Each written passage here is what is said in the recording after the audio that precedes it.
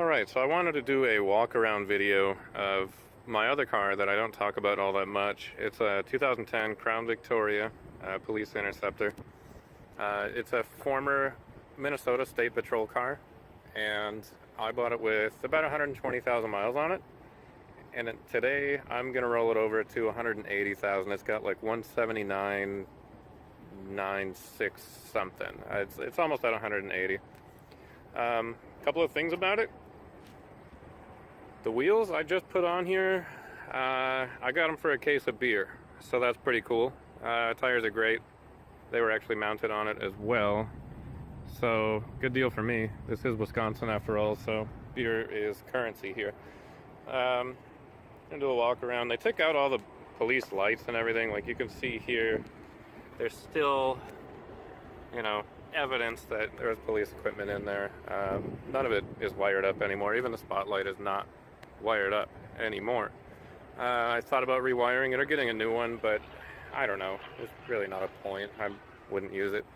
If anything, I'd get one for my truck. So, just do a walk around. It's actually in pretty good shape. I used it as a mail delivery vehicle. Worked 6 days a week, did about 500 stops a day, and it did about 130 miles every single day, 6 days a week. Lived a very hard life, but it is a very reliable car. It's been very good to me, very good to us. Show you the interior. Actually not in bad shape at all, considering its history. The seats are still in good shape, for the most part.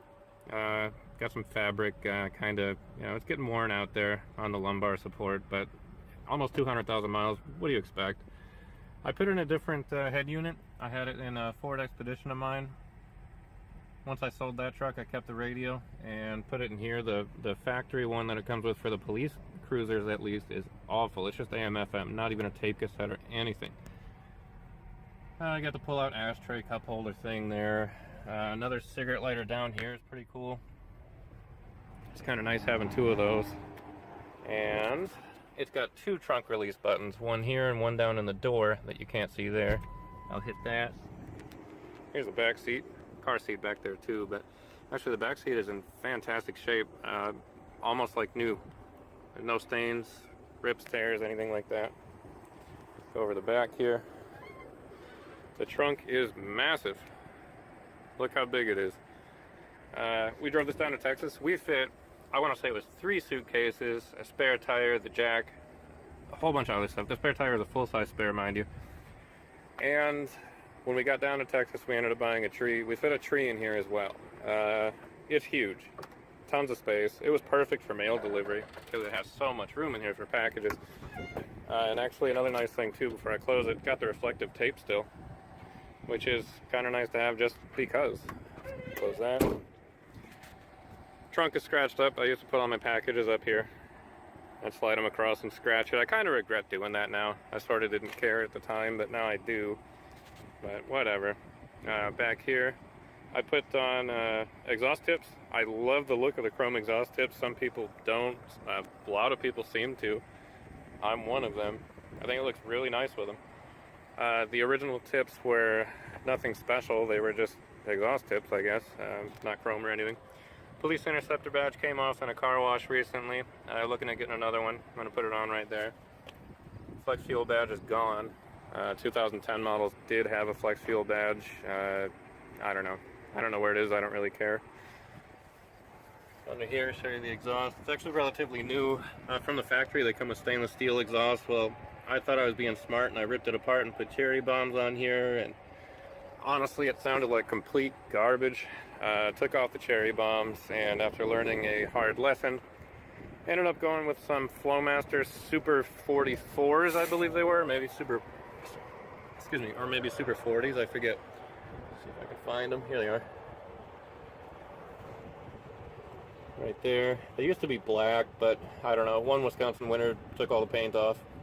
They sound okay. They're really nothing fantastic. I'll start up the engine in a second here. Pop the hood. Finger was in the way. Okay. Open it up. Nothing special, but it is clean. Actually, the same guy I got these police wheels from for a case of beer. He sold me that alternator right there for 30 bucks. He's an awesome source to have.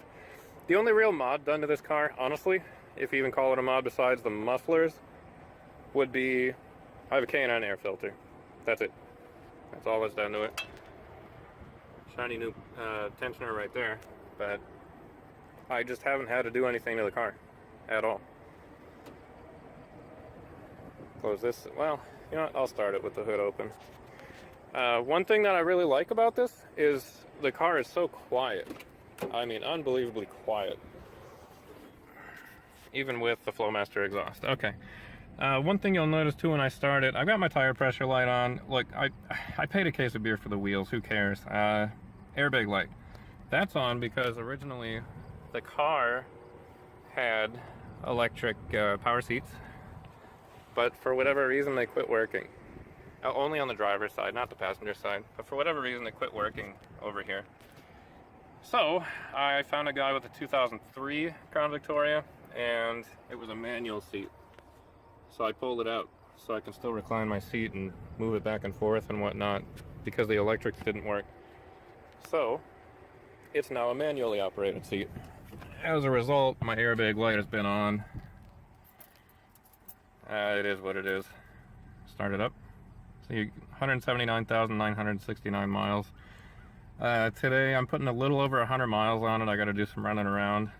Let's see here.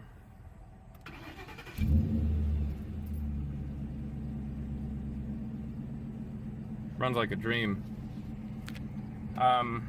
Probably about 2 weeks ago, I put brand new spark plugs in it and coil packs. It was well overdue for that. I hadn't ever done that since I bought the car with about 120,000 on it.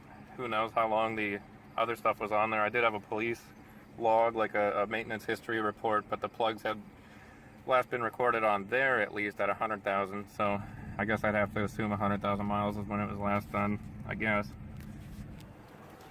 And I'll go over here. I'll show you what I'm talking about. Of course, there's a semi-truck right now. But listen to how quiet it is. It's almost weird. And it's so smooth. I mean,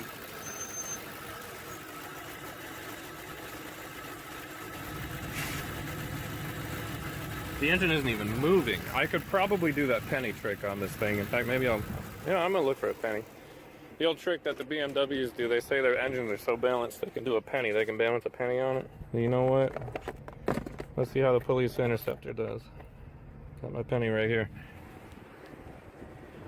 Let's see if Ford Crown Victorias can rival the BMW. Put it on the... See, I'm not on level ground, so I'm going to try and get it.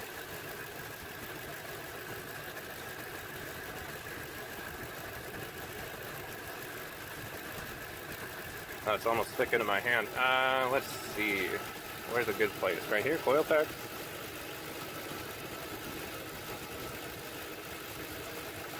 No, you know, I might not be able to. Nope. Oh, there goes the penny. Now I'm gonna have to fish that out today. Damn. I'm not on level ground. Maybe I'll try that later. That sucks. Oh well. Okay, so I gotta get a penny out of here. Anyway, I'm gonna close this up.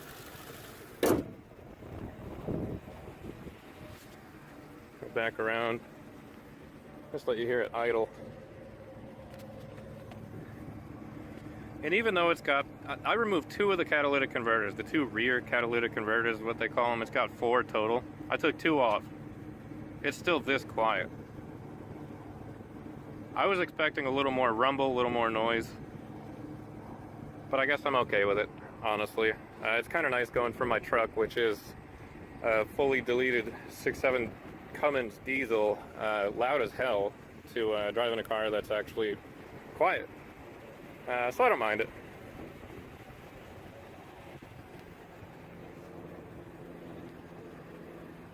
So yeah, I've just been wanting to show everybody my other car. Here it is back here. LED dome light mod, if you can call it that. Kidding. See if you can catch how this door sounds here when I close it. Solid thumb. Ooh. So yeah, that's my 2010 Crown Victoria Police Interceptor. Let me know what you guys think of it. Thank you very much for watching. Please subscribe if you want to see more videos.